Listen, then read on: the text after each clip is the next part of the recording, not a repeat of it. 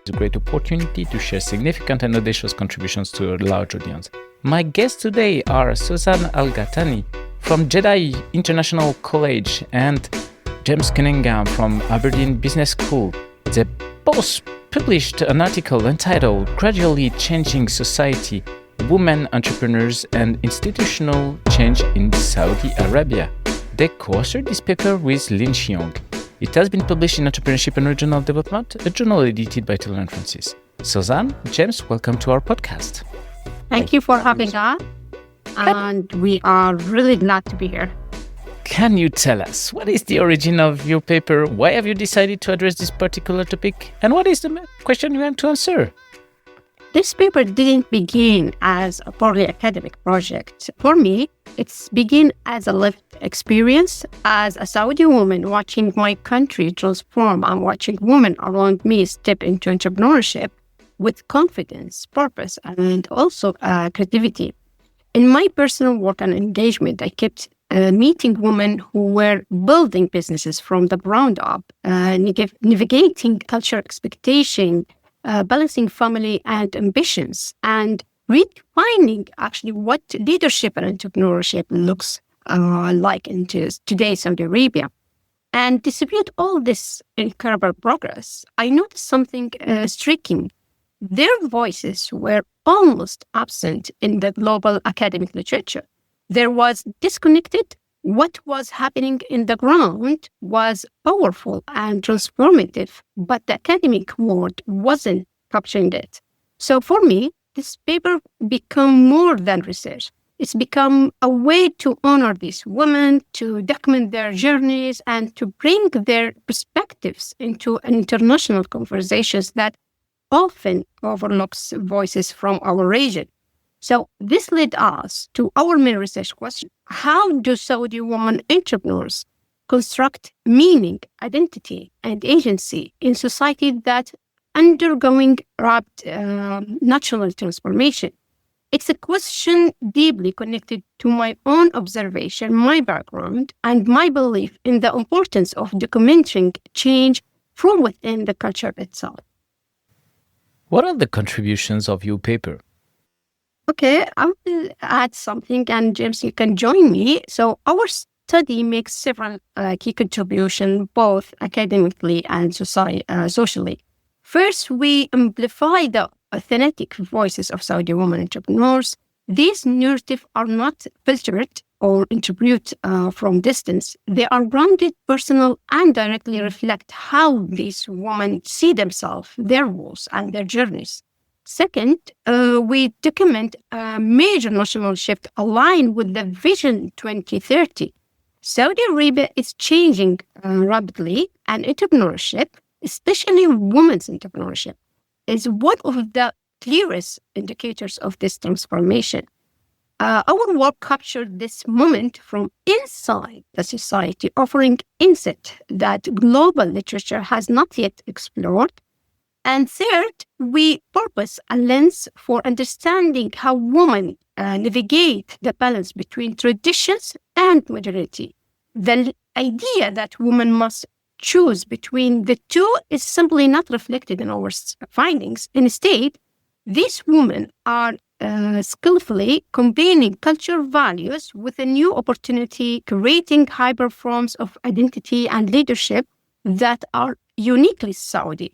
These contributions enrich global entrepreneurship scholarship, but they also give policymakers and practitioners deeper insight into what empowerment really looks like in transforming society. If I could just add something to that, because as we were developing the paper after data collection, once we're looking at things and interpreting things, we've seen something quite interesting, which was a contribution to more macro level entrepreneurship theory. I feel we see entrepreneurship as change. We see it as introducing movement, introducing dynamism, and that's where this transformation argument comes from, that these women are playing a role by being entrepreneurs, are playing a role in transforming Saudi society. And that's great, that's fantastic. And universally, we really see this as entrepreneurship as bringing a positive element here. However, one of the major contributions of the paper also is that this happens very gradually and very slowly. This transformation of society can only happen gradually and slowly and carefully. And the word navigation came up quite a lot, navigation and negotiation with society. So that we found that very interesting. Instead of the classical celebration of entrepreneurship as the great disruptor, the great changers of economies and changers of society, here's something that is a much slower process and happens very carefully over a protracted period of time. And I think that's an additional contribution that we're making, which is, let's slow down a little bit sometimes at how we look at entrepreneurship. This disruptive change doesn't have to happen overnight, might not even be disruptive. It might just be a gradual progression of society.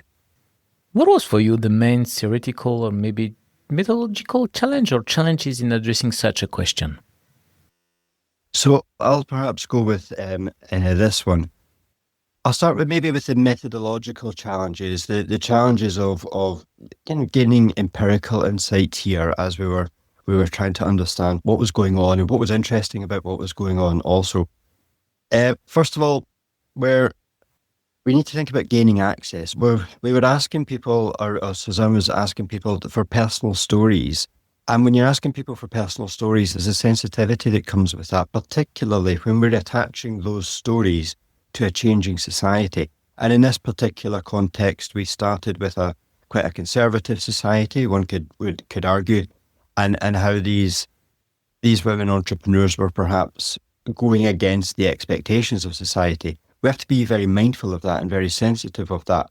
There are aspects that maybe these individuals might not want to share. They might be reticent to share.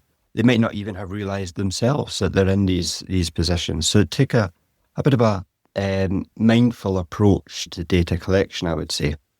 And we're also, with that, we have to be very careful with identity.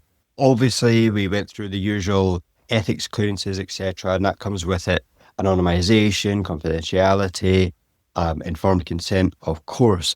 But even so, we had to be quite cautious of the questions we were asking so as not to put these women in a position that they would be outing themselves as maybe in any way problematic to society or in any way an issue to society that might come back on them. But with that, we also had to be careful with our interpretation of what they were eventually saying to us. How did we know what they were saying made sense in the broader context? And for that reason, we have a very mixed author team in terms of background and in terms of insight. Obviously, Sosan, being a lead author, was able to go out and collect, and data collector also as lead author, was able to have that nuance there of understanding the context, understanding the background of many of these women and understanding where they were coming from. And I think that's crucially important also. So there was that care that had to be taken with empirical data collection. I would also say there was a theoretical challenge here, and I alluded to it in the previous question. I feel that we have a tendency to want to celebrate entrepreneurship, and we want to present entrepreneurship as being a great thing, and that makes sense because that's our background from business schools. That's what our journals look for, including this journal. Here we kind of want to encourage entrepreneurship to happen because we're fans of entrepreneurs.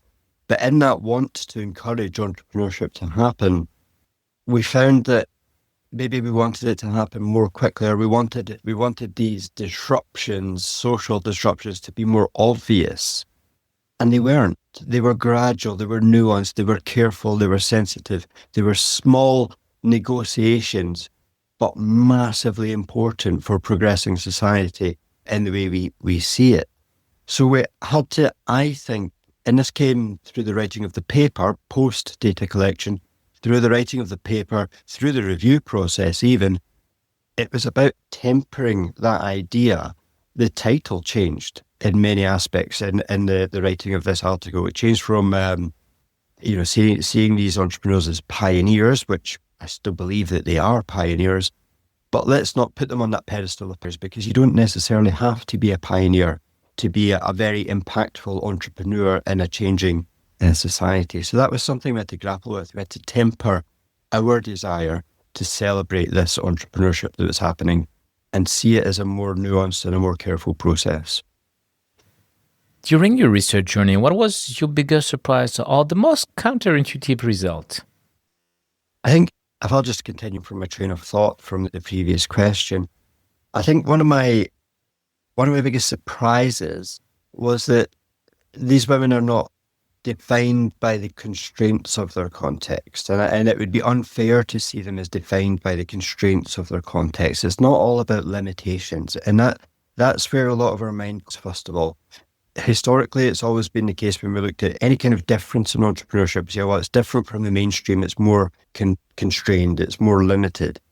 But actually here we've got an instance where their entrepreneurship was built through context. Maybe in another context, these women wouldn't be entrepreneurs at all.